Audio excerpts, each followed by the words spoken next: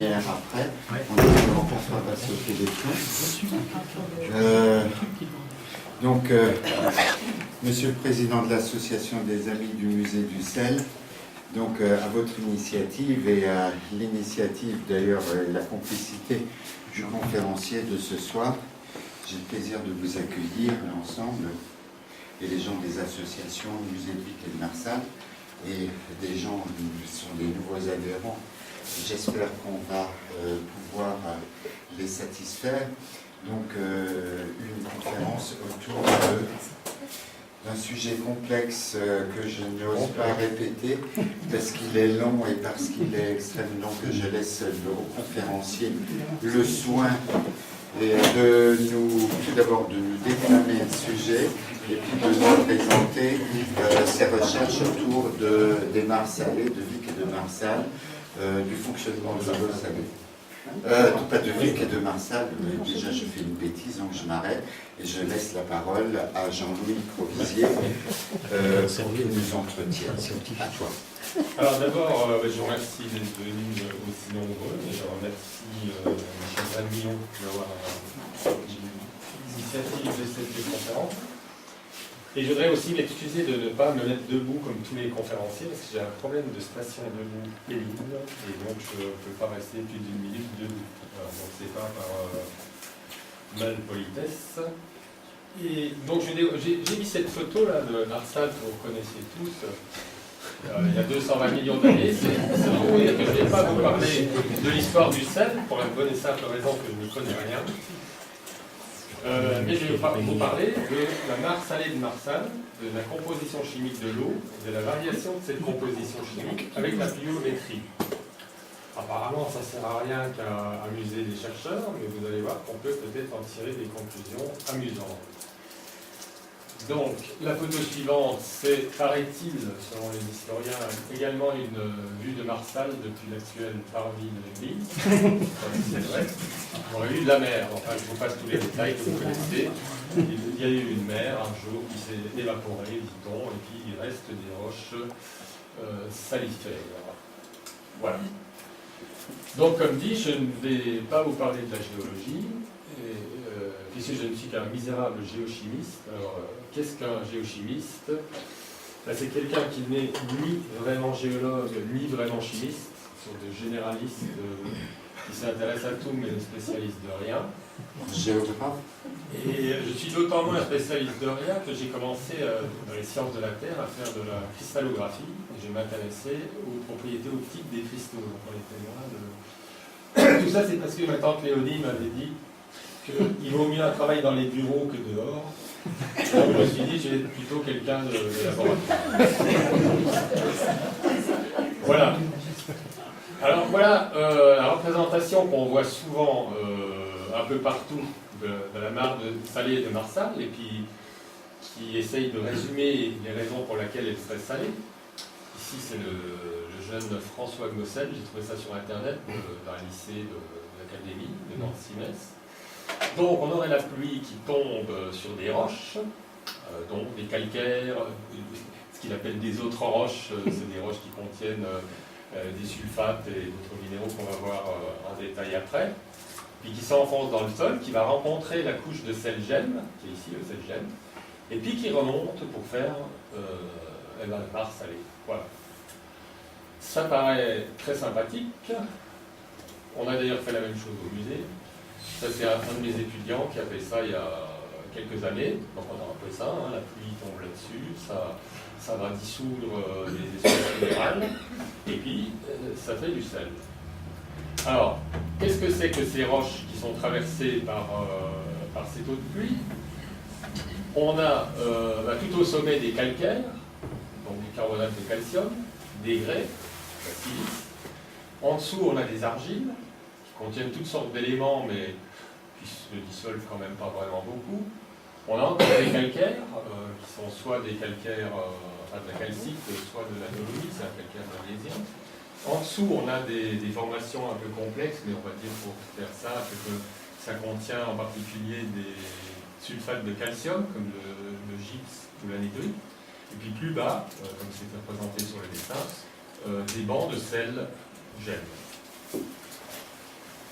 Alors, la première fois que je suis venu à Marsal, c'était, je ne sais plus quand, mais un peu dans les années 2000, comme ça au début. On m'a parlé de la mare salée.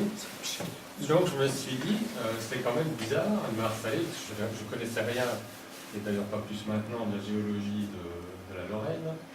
Donc j'ai trempé mon doigt là-dedans, j'ai vu que c'était effectivement salé. Et bon, un chercheur, quand il ne trouve rien, il cherche des sujets pour trouver quelque chose. Et je me suis dit, tiens, combien il y a de sel là-dedans?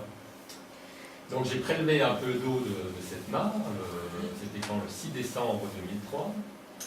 Je l'ai filtré pour enlever les saletés qui étaient dedans. J'en ai mis une certaine quantité connue dans un bécher, enfin dans un récipient de volume connu et de poids connu. Et puis je l'ai fait sécher, évaporer à 110 degrés jusqu'à ce qu'il ne reste que les sels. Et puis grâce à une magnifique soustraction, j'ai connu le poids du sel par litre. Et ça faisait 23 grammes par litre. Ce qui est quand même déjà pas mal. Ça m'a paru assez étonnant, sachant que si vous considérez les différentes mers et océans, par exemple la mer Baltique c'est 10 grammes par litre, la mer Noire 18, donc on est encore en dessous. Les océans en général c'est dans les 35 grammes par litre. Et puis il y a des mers un peu plus salées comme la Méditerranée 37 et la mer Morte évidemment qui peut aller de 44 grammes en surface jusqu'à 300 grammes quand on s'enfonce. Alors pour fixer les idées, le sel de cuisine qu'on utilise, donc sa solubilité est relativement énorme parce que ça peut être 357 grammes par litre. Voilà, et puis puisque j'étais dans un labo où on analysait les eaux, j'ai fait analyser cette eau pour voir s'il y avait du sel ou s'il y avait autre chose. Et on s'aperçoit que cette eau contient en fait tous les ions qui constituent l'eau de mer. Du sodium, bien sûr, mais aussi du potassium, même s'il est en faible quantité, du magnésium, du calcium, du chlore, évidemment, et des sulfates. Donc la question, c'est d'où viennent ces éléments? Qu'est-ce qui s'est passé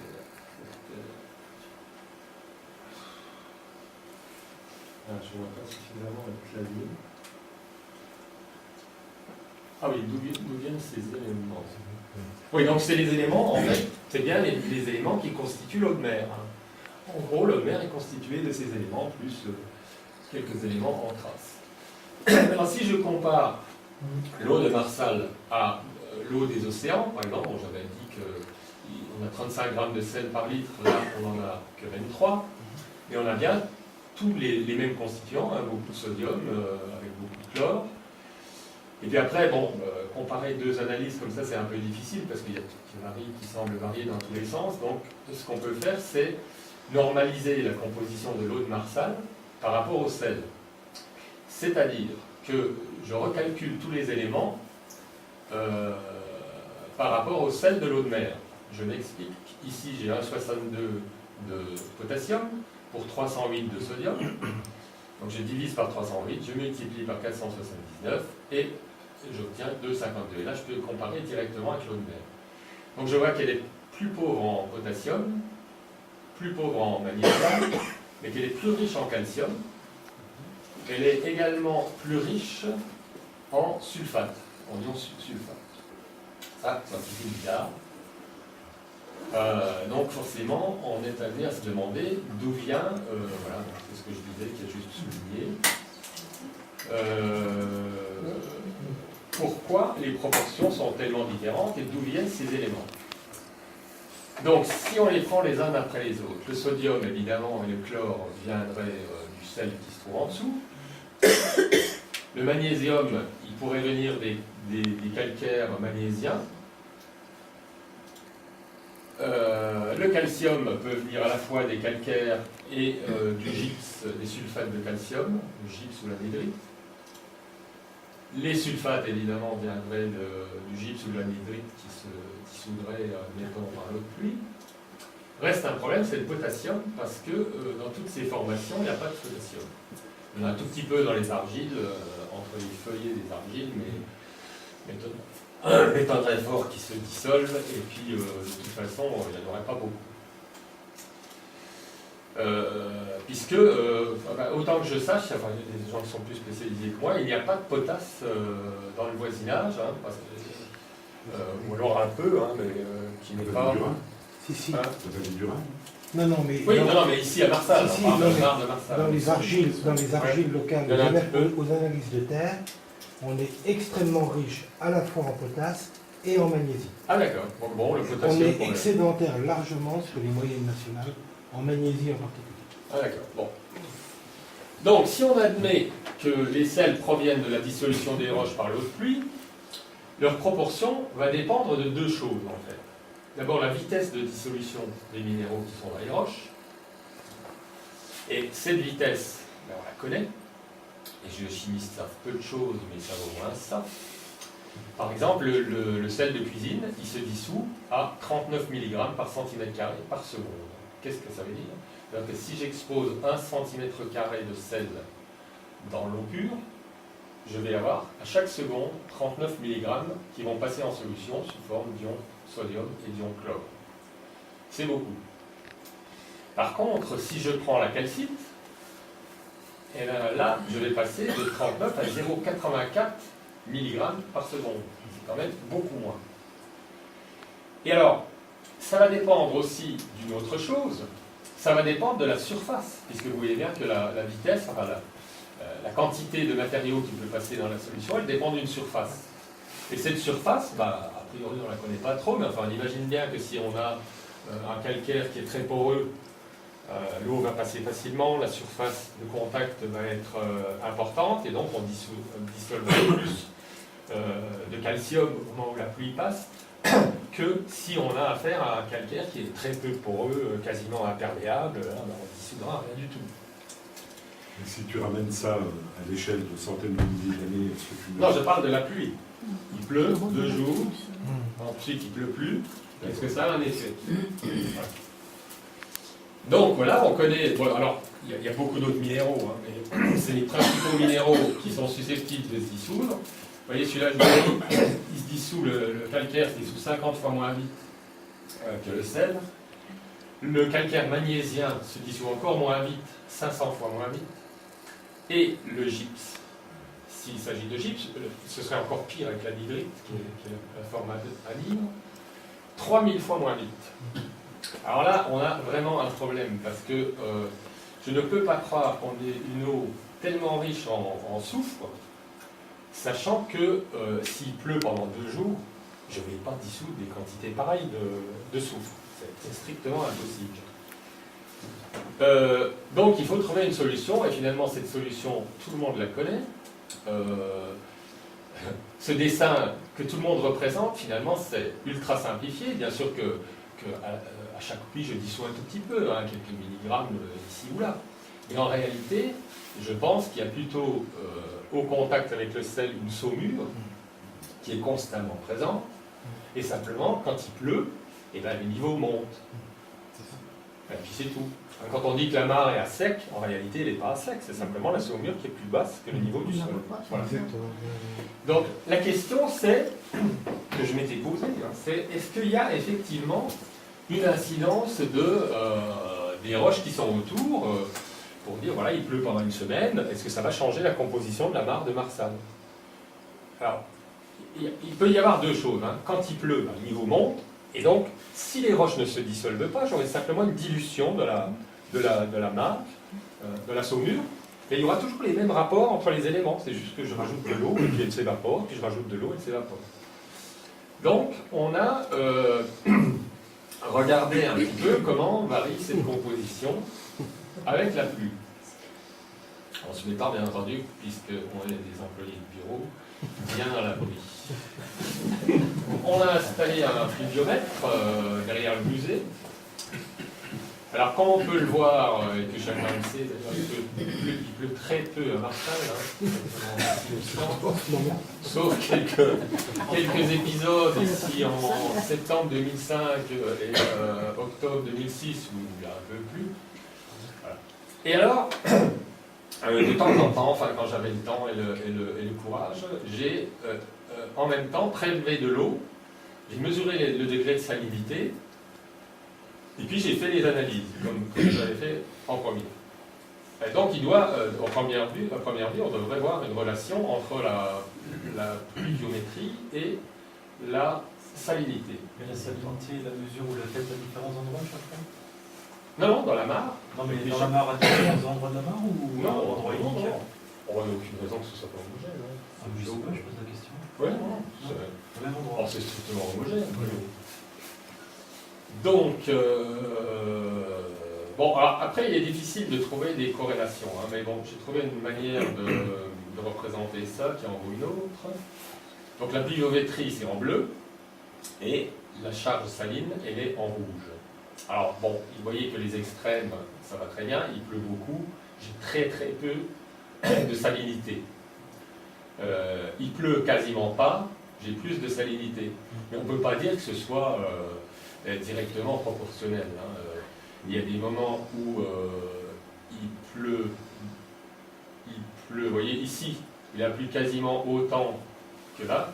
Là, j'ai une salinité. Ah oui, ce que j'ai oublié de vous dire, c'est que cette pluviométrie, ça représente les 15 jours précédant le prélèvement. Parce que si je le prends au jour le jour, ça n'a pas de sens. Hein.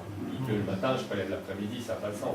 Donc j'ai pris les 15 jours avant. Alors il a pu pleuvoir, ne pas pleuvoir, etc. pendant 15 jours. Donc disons que ce n'est pas tout à fait évident que la charge saline dépend directement de la pluviométrie. En gros, oui, dans le détail, pas tout à fait. Et puis on a analysé ces solutions. Hein. Donc c'est une dizaine, hein, depuis juin 2005 jusqu'à mars 2006. Et puis en juillet 2005, j'ai fait des prélèvements également à Xanray, dans la mare qui est au bord de la route, et à Blanche-Église. J'ai complètement oublié que j'avais fait ça. J'ai trouvé ça dans mes cartons. Alors, qu'est-ce qu'on va voir en détail? Donc on voit que la salinité elle varie de 2,8 grammes par litre, on va dire en gros hein, quand il pleut beaucoup au mois de mars, jusqu'à 24-25 en été, quand il fait chaud et qu'il pleut peu. Alors si on regarde la mare de Xanray, le même jour, hein, c'est à peu près la même chose, hein, 22 grammes, elle n'a rien de particulier. Par contre, si je regarde celle de Blanche-Église, elle a 42 grammes par litre. C'est-à-dire plus que les océans, on va dire. Hein. Donc on reviendra après sur le cas particulier de la mare de Blanche-Église. Alors, comment est-ce qu'on peut faire pour tirer une information de ça? On peut, par exemple, représenter les différents éléments, hein, le sodium, le potassium, le magnésium et le calcium, qui sont les principaux constituants, par rapport justement à la salinité totale. Qu'est-ce que ça veut dire? C'est-à-dire que moins il y a de salinité, plus il pleut, et donc moins j'ai de l'élément. Hein. On voit bien que quand la salinité totale augmente, j'en ai plus globalement. Le sodium, ça marche à peu près bien. Le potassium, ça marche déjà beaucoup moins bien. Hein. J'ai un point qui se balade là. Et ça, c'est pas des erreurs d'analyse. Hein. C'est un point qui est là parce que je ne sais pas pourquoi. La valeur est faible aussi. Quoi? La valeur est faible. Oui, mais c'est pas une erreur. Et ici aussi, vous voyez, bon, le magnésium, pareil, ça a l'air comme ça, plus ou moins, de pouvoir s'aligner sur une droite, mais j'ai quand même un point qui est là et un point qui est là, ça passe entre les deux. Hein. Pareil pour le calcium. Donc, si vous voulez, compte tenu de la précision des analyses qu'on fait, ce n'est pas possible que ce soit simplement le résultat d'une dilution de la saumure. Parce que il devrait s'aligner sur une droite, malgré les erreurs d'analyse. Il devrait être beaucoup mieux aligné. Ce qui veut dire qu'il y a d'autres réactions qui interviennent. Alors, c'est soit la dissolution des fameuses roches à côté, je n'en sais rien, soit des réactions avec les roches en sous-sol, parce que voilà, je n'ai pas été voir ce qui se passait dans le sous-sol, il se passe sûrement des choses. Donc voilà, ça c'est une première chose qu'on peut dire, c'est que ce n'est pas une simple dilution de la saumure. Voilà, donc la conclusion est là, l'analyse de l'eau semble indiquer une forte participation d'une saumure souterraine, mais l'analyse de la pluviométrie nous indique qu'il ne s'agit pas d'une simple dilution. Voilà. Alors, qu'est-ce qu'on peut encore tirer de ces analyses d'eau? Eh bien, on peut calculer des équilibres chimiques par rapport aux minéraux, justement, qui sont susceptibles de se former. Alors là, je voudrais m'excuser pour les gens qui sont un peu chimistes, de dire des choses qui seront forcément un peu simple et donc caricatural. Et pour ceux qui ne le sont pas, de dire peut-être des choses qui leur paraîtraient un peu compliquées. À ce moment-là, il ne faut pas hésiter à m'interrompre. Je vous explique. Qu'est-ce que c'est que les équilibres entre les eaux et les minéraux? Alors, soit vous êtes chimiste, il n'y a pas de problème, soit vous ne l'êtes pas et vous faites tous de la cuisine. Alors, si je dissous du sel dans de l'eau pour faire des pâtes, qu'est-ce qui va se passer? Au début, la vitesse de dissolution du sel va être rapide, et après un certain moment, je pourrais rajouter autant de sel que je veux, il ne dissoudra plus. Pourquoi? Parce que je suis arrivé à saturation. C'est pareil pour du café, hein, les 2-3 premiers morceaux que je mets dans le café le matin, ils se dissolvent très vite. De sucre. Ouais. Et quand j'arrive au 17e morceau, il y a quand même du mal. Voilà. C'est ce que nous autres savants appelons l'équilibre avec la solution. Quand il n'y a plus rien qui se passe, c'est que le minéral est à l'équilibre avec la solution. Ça peut être le NaCl, ça peut être le gypse, ça peut être n'importe quoi. Et donc ça s'écrit, quand je dissous du sel, hein, NaCl plus de l'eau, ça donne Na plus Cl moins. Et la concentration de Na multipliée par la concentration de chlore à l'équilibre, c'est-à-dire ici, je peux le mesurer dans la solution, ça s'appelle le produit de solubilité. Voilà, c'est tout bête. Alors, alors je rappelle que pour les spaghettis, c'est 20 grammes par litre. Ceux qui aiment plus salé, on peut aller jusqu'à 350. Alors, qu'est-ce qu'on fait de ce produit de solubilité, cette constante d'équilibre? Eh bien, on va la comparer avec les concentrations qu'on a mesurées dans notre solution. Alors ici, j'ai un certain nombre de Na+, un certain nombre de Cl-, je multiplie Na+, par Cl-, et j'ai ce qu'on appelle le produit d'activité ionique. On ne reviendra pas. C'est un mot un peu savant, mais c'est pas très grave. C'est la même chose que là, hein, sauf que là, c'est Na fois Cl à saturation, c'est là. Et là, c'est Na fois Cl, un peu n'importe où ici. Donc, alors là, ça s'appelle K, parce que c'est une constante, et les Allemands disent constant, et Q, je ne sais plus pourquoi, excusez-moi. Bon, bref, si le Q est ici, en dessous du K, et bien la solution est sous-saturée, et le sel va se dissoudre. Si Q égale à K, comme dit, on sera à l'équilibre, et si Q est supérieur à K, on est sursaturé, et le sel va précipiter. Qu'est-ce que ça veut dire? Ça veut dire que, par exemple, si j'ai dissous mes fameux 500 grammes à 300 grammes de sel dans mon eau pour les pâtes, et si je laisse l'eau s'évaporer, eh bien, je vais être sursaturé et le sel il va reprécipiter au fond de la casserole. Voilà, c'est tout bête. Et alors, on a des ordinateurs qui calculent tout ça pour nous. Et c'est une des spécialités du labo de géochimie de Strasbourg, qui a changé de nom 36 fois depuis 1975, mais c'était une spécialité justement d'un collègue Bertrand Fritz qui a étudié, qui a fait sa thèse sur la thermodynamique et la modélisation des réactions entre les minéraux et les solutions. Alors, ça consiste en quoi? Eh bien, je rentre l'eau de Marsal dans un ordinateur et il me ressort les équilibres chimiques en solution. C'est donc tout simple, il suffit d'appuyer ici sur la touche. Alors, dans la pratique, comment ça se présente? Ça a l'air un tout petit peu compliqué, mais il ne faut pas regarder tous les chiffres. En fait, voilà, j'ai mon analyse que j'ai faite moi-même de l'eau de Marsal. Donc, par exemple, je prends le sodium, j'avais 347. Je le rentre dans l'ordinateur, il est ici, 0,340, sauf que ici, vous remarquerez que c'est des millimoles. Alors si vous voulez savoir la différence entre des millimoles et des milligrammes, on peut en parler, mais ça n'a pas de grosse importance. Donc on avait 347 millimoles, et comme ici on s'exprime en moles, on en a 0,347. Tout bête, on a toujours rentré ça. Et l'ordinateur calcule par exemple tout seul, comme un grand, le poids. Et vous pouvez voir par exemple que ce n'est pas le même que celui que j'ai mesuré moi. Pourquoi? Alors, ce qui est sympathique, c'est que moi j'ai mesuré plus. Si j'avais mesuré moins, il y aurait un gros problème. Et si j'ai mesuré plus, c'est à la limite normal. Ça veut dire que mon eau était mal filtrée. Et qu'il y a des petites particules de merdouille qui sont quand même passées au travers. Et donc ce que j'ai pesé, moi, ça ne correspond pas au poids de ces éléments-là. C'est ça le vrai poids. Voilà. Donc, voilà ce que c'est le truc. Voilà, bon.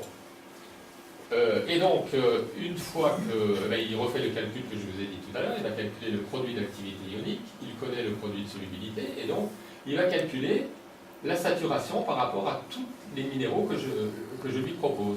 Alors, ils ont des mots un peu savants. Alors déjà, il faut savoir que c'est écrit en anglais et pas en alsacien, parce que le langage informatique, c'est toujours plus ou moins de l'anglais. Et on échange ces programmes avec d'autres labos dans le monde, et donc pour échanger des banques de données, c'est toujours mieux. Bon, ouais. Voilà, donc on a testé le NaCl, le KCl, ça j'aurais dû le mettre, hein, ça c'est KCl, la calcite et le gypse. Et qu'est-ce qu'on s'aperçoit? Donc ici, qu'est-ce que ça représente? Ça c'est le minéral, NaCl, on connaît son Q, on connaît son K, donc on compare les deux. S'ils sont égaux, le log Q sur K est égal à 0, et s'il est négatif, c'est qu'on est sous-saturé. Vous voyez que l'eau de Marsal, du 6 décembre, elle est sous-saturée par rapport à tous les minéraux. Bien. Alors, ce qui est intéressant, c'est de comparer le degré de sous-saturation. Et vous voyez que le plus proche de 0, c'est la calcite. Donc, ça voudrait dire, théoriquement, que si je l'évapore, le premier minéral qui va se former, c'est de la calcite, du carbonate. Le plus proche, un peu plus éloigné, c'est le gypse. Donc si je continuais à évaporer, j'aurais du gypse, sulfate de calcium. Et puis ensuite, il faudrait attendre longtemps, vous voyez, log moins 2, ça fait quand même beaucoup, hein, pour précipiter le sel, les NaCl, et puis enfin, la potasse. Voilà. Et donc, on remarquera, quand on est un peu observateur, que c'est bien l'ordre de précipitation des minéraux de l'eau de mer.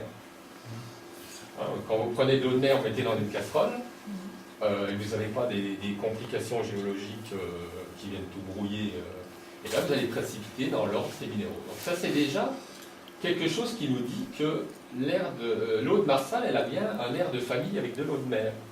Parce que c'est quand même, si on imagine que c'est une saumure qui est au fond, qui réagit avec on ne sait pas trop quoi, être tout simplement capable de précipiter dans le même ordre les minéraux de l'eau de mer, je trouve ça relativement remarquable.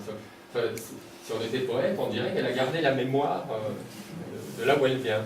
Et quand on regarde les couches géologiques du Saulnois, elles sont placées de cette manière-là, en réalité. Ah oui. Parce que quand on a la côte de Delme, on est sur des calcites, le gypse, on est sur les coteaux de Vic, la halite, c'est-à-dire le sel, il est ici, et la sylvinite, elle est sous nos pieds. Ah oui, j'avais pas trouvé ça. Ben, Les gens ne le mettent jamais sur les sites un peu comme ça. la sylvinite, c'est la potasse, hein, tout Oui, simplement. mais j'en ai pas trouvé. J'ai trouvé personne qui me parlait de potasse ici dans le. Mais elle se trouve dans les argiles. Dans ce cas, le sel, il serait en dessous de la potasse. Puisque la potasse... Mais alors, bon, alors, on va continuer. Hein. On ne fait pas de géologie. Voilà, alors, cet ordre de précipitation, il correspond bien à ce qu'on voit. Hein. On a dit qu'on était tout près de la saturation par rapport à la calcite. Et bien, c'est bien ce qui se passe quand l'eau de la mare tend à disparaître quasiment en été. C'est une photo de notre ami Roger Richard, pour avoir immortalisé son pied, qui est dans les carbonates. Alors, il faut dire qu'il y a beaucoup de gens qui croient que c'est du sel, hein, quand on est au bord d'une mare salée. Mais la prochaine fois que vous verrez ça, vous mettez le doigt dedans, vous léchez, vous verrez que c'est absolument pas salé, puisque c'est du calcaire. Voilà. Alors, qu'est-ce qu'on peut dire d'autre sur ces analyses d'eau? La première chose qui est étonnante, c'est que donc la première analyse que j'avais faite, c'était le 6 décembre 2003. J'avais trouvé 23 grammes par litre. Bon, admettons que ce soit un petit peu faux, mais c'est de l'ordre de 20-23 grammes. Ben, c'était en décembre. Or, en décembre 2005, enfin en hiver 2005, on va dire, hein, j'ai beaucoup moins de sel dans l'eau. Là, j'ai 10 grammes, 3 grammes, et en mars, 3 grammes. Pour trouver les mêmes valeurs, il faut que je regarde en été, en plein été, quand il y a quasiment plus d'eau. En juillet de cette année-là, j'avais noté